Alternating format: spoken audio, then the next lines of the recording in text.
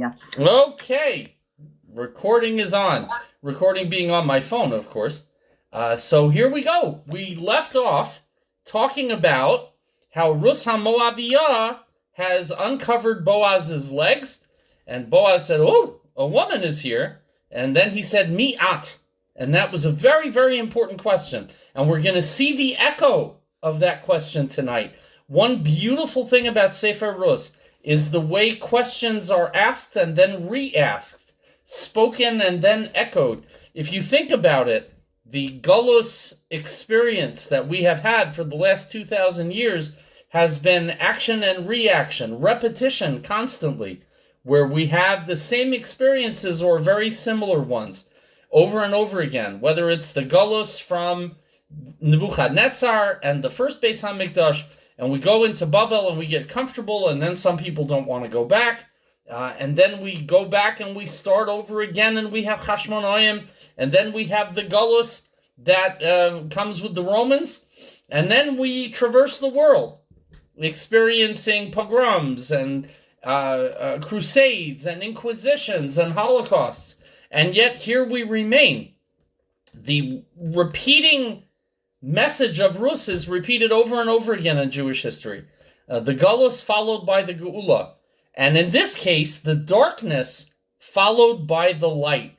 And we'll see that in the very first pasuk. So where we left off yesterday, in pasuk Yud Beis, the Ataki Amnam, Boaz says to Rus, if it's true that I'm a redeemer, which I am, I'm a member of the family, and I've got a duty and an obligation for the family. It's interesting, he's still not talking about Naomi.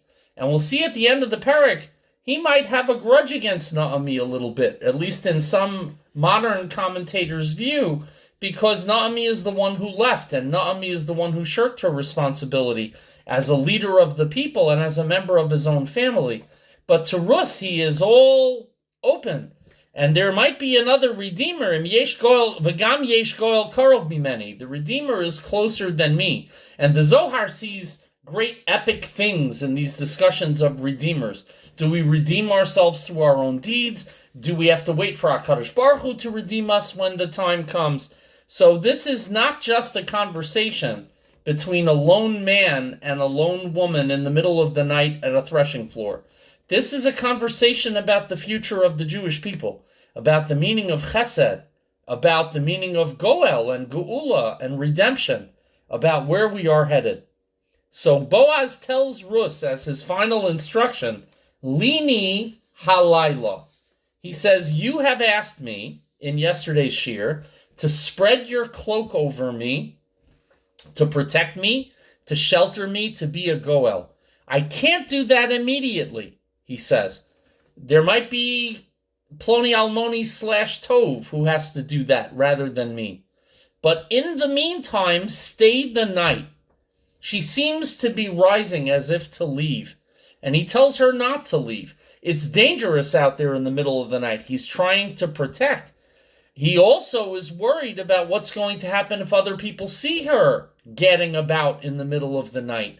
What will they think of her reputation? And we'll see in a minute in the next pasuk, maybe a little bit about what they think of his reputation. Not because he's worried of what people will think of him, but because he's determined that a Chilul Hashem not come at his actions and his responsibility. It's always HaKadosh Baruch Hu's honor that is the most important to Boaz. So stay over the night, knowing that means temptation will have to be faced for the remainder of the night that we're together. V'hoya v'boker, and it will be in the morning, when the sun comes up, when the light comes. In Sefer Yeshaya, the word light always means the Yemos HaMashiach, after the Geula. So when it's light, when Mashiach comes, then im yigolech tov yigol. If he redeems you, the other relative, Tov, then fine, he will be the redeemer. Vim lo yachbotz l'ga'olech. But if he does not wish to redeem you, and we'll see in the beginning of Parak Daled, the reasons that Tov has seem very sound and very proper. But by trying to save his lineage, he makes himself be forgotten, which is what happens often. When you chase kavod, kavod runs away from you. When you don't seek it, sometimes it comes for you in the end. V'im lo yachbotz l'ga'alech u'ga'alteich anochi, chai Hashem. Then I will redeem you by the life of God, which is always, chai Hashem means by eternity. It's the great oath of Tanakh, is to say, chai Hashem. It's to really put your money where your mouth is. Shichvi ad haboker. So lie here, stay here until the morning. Lie here, but in fact she doesn't fall asleep. And the Chazal point out, as we said yesterday, that this is very difficult. They give Boaz more credit than Yosef HaTzadik for resisting the temptation to be intimate with Ruth. They were both single. It legitimately could have happened, as we said yesterday. And it wouldn't have even been immoral. He could have married her through the fact of performing BO with her. But instead, despite the fact that he's being urged on by his urge, he withholds. He manages to restrain himself. Also, notice the difference between Potiphar's wife, who says to Yosef, Shichva imi, lie with me. Very blatant, very physical. To Ruth, who says, spread your cloak, knofecha al amosecha. Spread your cloak over your maidservant. So she's much more subtle, and she's much more principled than anyone else. Even the word lini halayla is an interesting word, because lalun has no sexual connotation in Hebrew whatsoever. Lalun means to lodge, to spend the night innocently, without physical contact. Shichva might have a different sort of connotation. Leida, Yud Dal Rayin has a different connotation. But lean, and not only that, it's also an echo of what Rus told Naomi. If you remember, way back in Parak Aleph, Naomi said, go back to your people. And Rus says to her, Ba'asher tolini alin. Same word, lini. Where you spend the night, I will spend the night. So it's an echo of Naomi that Boaz is now saying to her. This is not the first time. Naomi said something, Boaz echoes it. They are good, powerful influences on Ruth, the Moabi girl who has learned what it means to be Jewish in behavior as well as in her heart. So, Vatishkav margilosav ad haboker.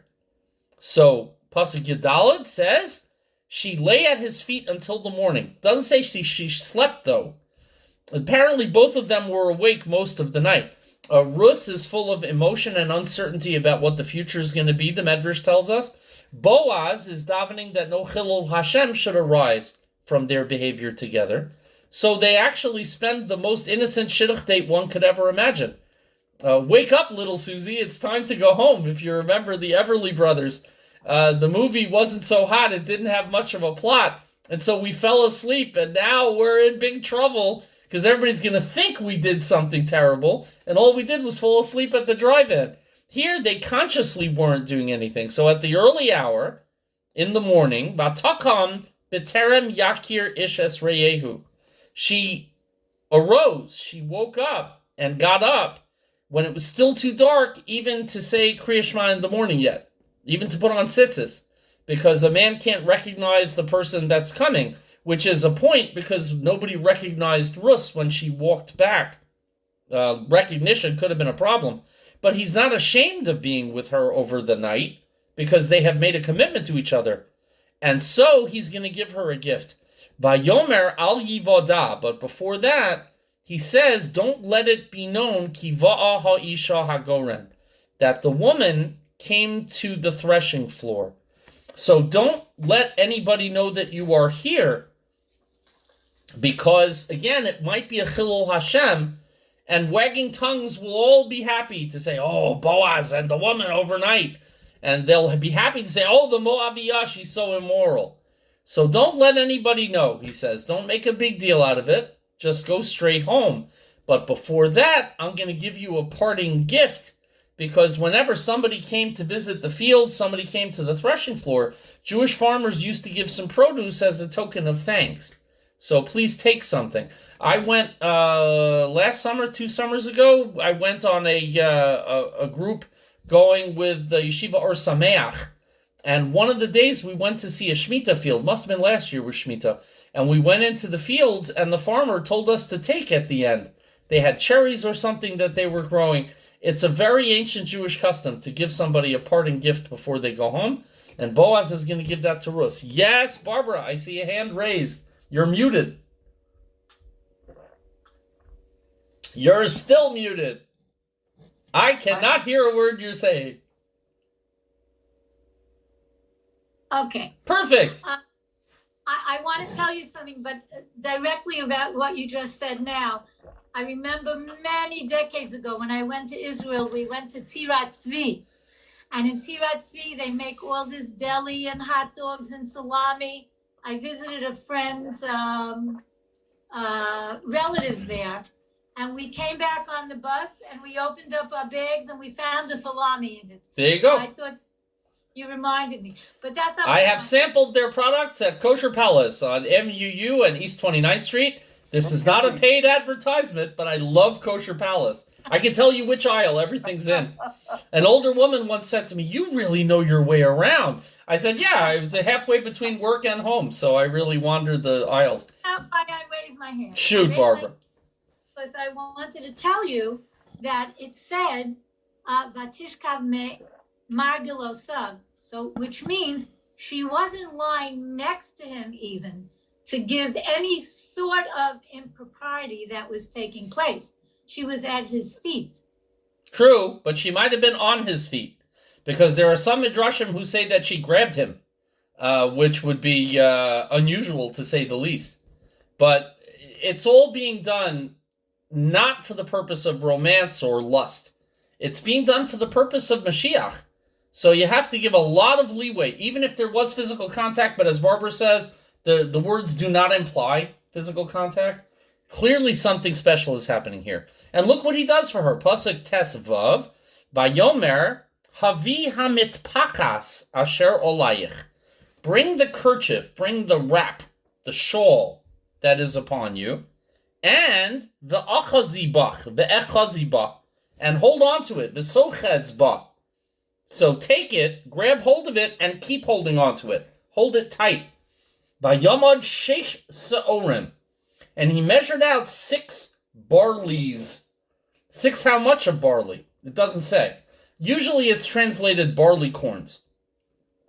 But 6 barleys is some measurement, more or less. And he measures it into her tichel, vayoshes aleha, and set it upon her, so she has to kind of hold on to it like a little bag full of stuff. Vayavo ha'ir, and then he went to the city.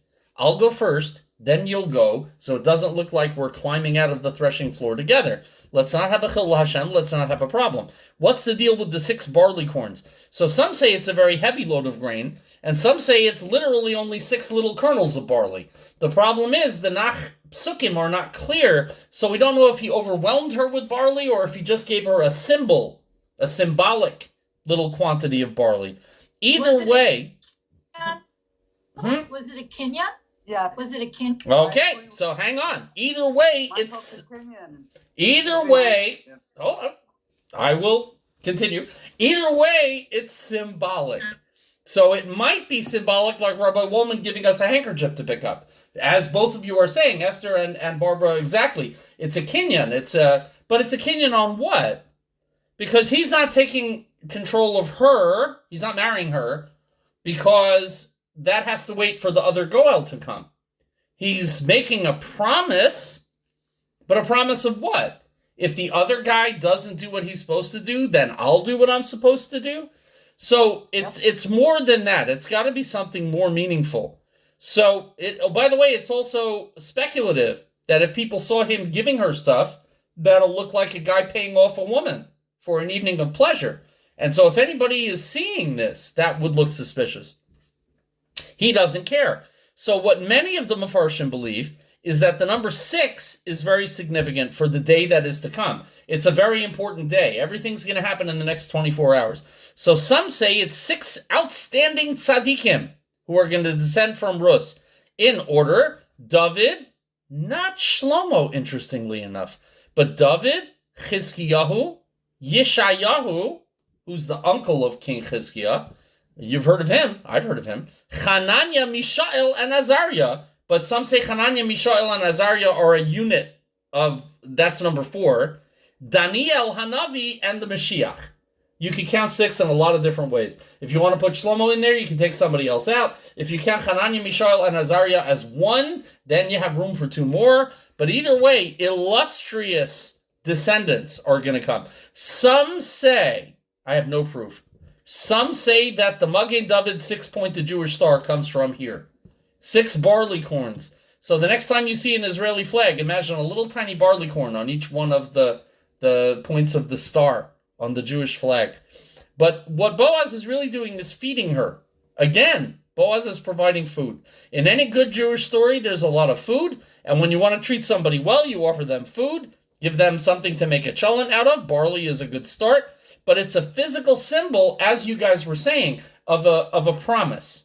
And the promise is that she's going to be redeemed, and she's going to be married, and there's going to be continuity for her and Naomi. But notice Boaz never promises anything to Naomi. It's all Rus. Naomi he seems to be neglecting in this way.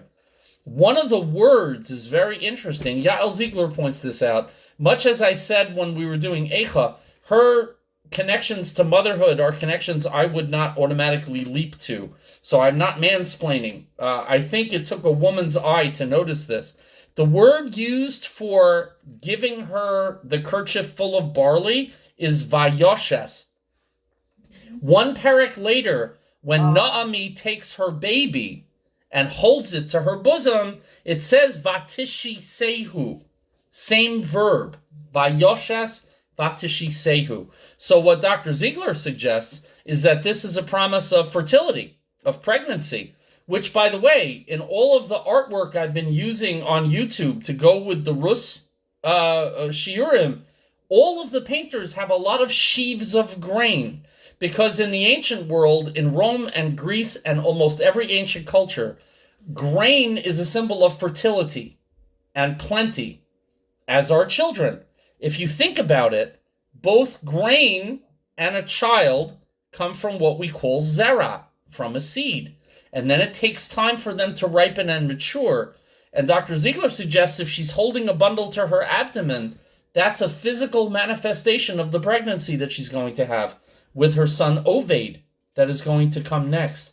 So it's a very interesting concept, this concept that there's a connection here with the grain as a parting gift. Pasuk Tes Zayin, getting near the end now, Vatavoel Chamosa, and so she came home to her mother-in-law in the very early morning light. Apparently Naomi has not been sleeping either, because she doesn't know. She sent Rus off to go and possibly seduce Boaz. So she comes back, Vatomer mi at biti. And Naomi sees a shape at the door and says, "Who are you, my daughter?" So the Medrash says, "Who are you? What is your status? Are you married to Boaz? Or are you still single? What happened? Are you hopeful? Are you in despair?" But what many point out is it's the same question Boaz said, mi at. And the way that we're seeing it last night and tonight, that's personhood. That's Naomi and Boaz echoing each other to see Ruth as a person, a whole person, a person in her own right, with her own name, with her own actions. So mi at is a really great question. We should ask ourselves when we look in the mirror. For the women among us, mi at, look in that mirror and say, mi at, who are you? What is your value? What is your goal? Where are you headed? Mi ata, perhaps I could say. Except I can choose any gender I want these days. So mi at, I can say to myself. I may have to cover up the beard with, a veil, but I'm sorry. Very poor taste joke. Bataged law. And by the way, Megillas Rus is very clear on gender. There is something really important about Rus and Naomi being women, and about what that means, and who their identities are, and what they are looking for out of life, and the continuity and the perpetuity of the line. It is not Yehuda who safeguards his own line. It's the Benos Moav, the Benos Lot, and it's Tamar, and it's Naomi, and it's Rus. It's the women who make sure that the next generation is going to be born, which is why it was so horrifying to us last summer in Echo when we said Nashim Ochlim Es Piryam. We can't even understand such a thing, a woman consuming her own child. Because in Judaism, there are very clear lines being laid. And regardless of how we feel about gender nowadays and spectrums and all the other identification things, in Ruth, there is no doubt that her femininity is super important because it's who she is, and it's how she defines herself, and it's how people talk to her, and it's how she presents herself. She is the mother of kings, and that's an unbelievable role. And Ruth is on center stage, even though, as we're going to see, she doesn't talk much. But here she does. Vataged la, she tells Naomi, please excuse my rant for traditional gender roles. I'm an old white man, so I'm kind of stuck in my ways. Vataged la, es kolasher asad la ha'ish. And Ruth told her, Vataged. It's interesting. When Naomi sent Ruth out, she said, Boaz would do the magid. Biyagid lech. He will tell you what to do. But Ruth comes back and she told Boaz what to do. She said, you spread your cloak over me. She says to Naomi, this is what I did. She took agency. She took personhood. Very subtle use of language, but very important to understand how much the women are the center of the story. And the women are the prime movers of the story. Without Naomi and Ruth pushing things, perhaps Boaz never gets up to the plate. And then we don't have a Mashiach. And then we don't have a David HaMelech. We think of David HaMelech as being this manly man who sets the course of kingship on the right path. But if you think about the women in David's life, Bathsheba, Abigail, some of the women who really made sure that the kingdom was on a proper keel, even Michal Bas Shaul, don't want to underestimate the very, very deep importance of what the woman's role is. Think about the Midbar. Think about Mitzrayim, where we say that it was the women who made sure that the children were born in Mitzrayim to have Yetzias Mitzrayim, that they went to their husbands in the fields and made them attend to making sure that there's another generation to follow. The progeny of Klal Yisrael is always that we follow the matriarchs. If a Jewish man fathers a child on a non-Jewish woman, that child is not Jewish, because there's something very important about the role of the woman. Not saying in the house, in the kitchen, blah, blah, blah. Saying that Kvod Bas Melech Penima encompasses an awful lot, and an awful lot of very great importance. End of mansplaining. Vatomer, so Ruth says now to Naomi in Pasuk Yud Zayin, Sheish haSaorim ha'ila nasan li. He gave me these 6 barleycorns as a token of a promise. Ki Omar, parentheses Eli, he said to me, but again the Eli is not written, it is pronounced. Al tavoi reikam el chamoseich. Don't come home empty-handed to your mother-in-law. So Naomi might have thought that Boaz is saying goodbye. I'm not going to marry you. Take these 6 barleycorns and a copy of the home game. I'm sorry, am I fading in and out? I have a sign that says my internet connection is unstable. Yeah. Okay, hold on a second. Hold on. I'm going to switch networks.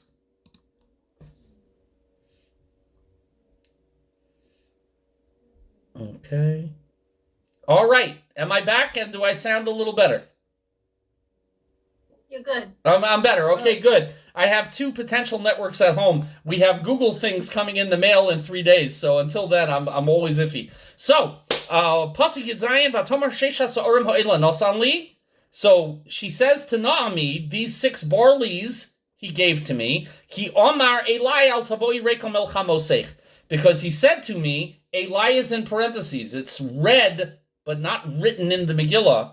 Do not come empty-handed to your mother-in-law. Now, in fact, if you look at the previous pasuk, oh my goodness.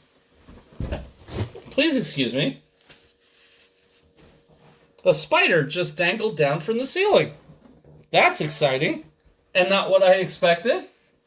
Spiders are our friends, unless it's a black widow or a tarantula, in which case I may fall off the screen in a couple of minutes. Definitely an exciting ending. Don't come empty-handed. He never said don't come empty-handed. If you look at the previous psukim, he didn't mention Naomi at all. So why is she saying, Boaz gave these to me for you, if he didn't give them to her for Naomi? So some say, the psukim don't say it, but maybe he did. But But what some say is she was telling a little white lie. She wants to bring Naomi and Boaz back together as family. So for Shalom Bayis, she says, he gave me these for you, even though he really gave them to Ruth. Maybe Ruth is also seeing Naomi's needs as the only things that are important. What's important is Naomi in this equation, says Ruth. So if he gives them to me, they're for her anyway. But it's possible, like Aaron HaKohen, who used to go to husbands and wives who were having a fight, and he would lie to them. He would say, your husband asked me to come talk to you and say that he really is sorry for what he did. And then he would go to the husband and say, your wife told me to tell you how sorry she is for what she did. It was a little white lie in the service of bringing people together and reconciling them, which means Ruth is going to be perfect for reconciling all of Klal Yisrael. David HaMelech will later mediate. One example, the capital under David for the first 5 years was in Hebron, as Mordechai and David sing. Hebron, everything's in Hebron. Hebron is in Shevet Yehuda. Where does David move the capital to? Yerushalayim. Where is Yerushalayim located? In Shevet Yehuda and Shevet Binyamin. Who was the king that David was replacing? Shaul HaMelech from Shevet Binyamin. By moving the capital to a joint property, Washington, D.C., what David is doing is showing Binyamin and Yehuda that they can live in peace and share the capital together. It's an incredible message, and he learned it from his Elter Rebbe, from Rus, from way back, how to reconcile people. These are the very last words Rus says in the whole Megillah. She will not speak again. In typical Ruth fashion, she is going to let things unfold as they will, the way HaKadosh Baruch Hu has in mind. She's not going to force it. She's not going to criticize. She's not going to push. She did what she had to, and now she has faith, which is a tremendous thing. And the fact that the last thing she says is Al tavoi reikom el chamoseich means that to the end, all Rus cares about is chesed. So now, last pasuk, Yudches, Vatomer shadvi viti. So Naomi says, sit still, my daughter. Ad asher teidin echi pol hadavar. Until you know how the matter will fall out. Ki lo yishkota ish, because that man, Boaz, is not going to rest. He won't be silent. Ki em kilo hadavar hayom. He will complete everything today. This is interesting because it's the same as Perek Beis. Perek Beis, Rus goes to Boaz, collects a bunch of grain, comes home. Naomi says, hey, how was your day? Rus tells her, this man helped me out, and Naomi is thrilled. He's a goel. He'll do the job.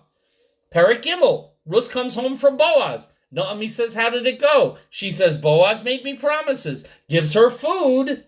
And Naomi says, okay, now everything's going to finish properly. Perek Beis and Perek Gimel end the exact same way. But Naomi is much more hopeful and full of faith at this moment, saying, let's stay home and find out what Boaz does with the Bezdin in the gates of Yehuda. It's interesting. We always believe you have to be there for everything. These women are willing to sit at home and wait, which is a level of faith and patience that I'm very bad at. Naomi has some uncertainty of what's going to happen, but she trusts now, because Naomi has come a long way, that everything will work out properly. The last word, Hayom, the Mefarshim tell us, is prophecy. Today, Hayom, is the great Yom when Mashiach will begin. But at the same time, the man will not rest till he finishes things Hayom, because Boaz doesn't know it, but he only has 1 day left to live. Hayom is all Boaz has left. We all have a giant countdown clock, and none of us know what the numbers are when it runs out. Boaz will live long enough to conceive Oved, the child, who will eventually lead to Yishai, David, Shlomo, and the Mashiach. But he's only got 1 day left. So we, on the other hand, have 3 days left. So we've got Tuesday and Wednesday and Thursday to hopefully do Perek Dalet. I can't thank you all enough for coming tonight, as I always do. What's the number? 14! 14! I'm still in double digits after 3 weeks.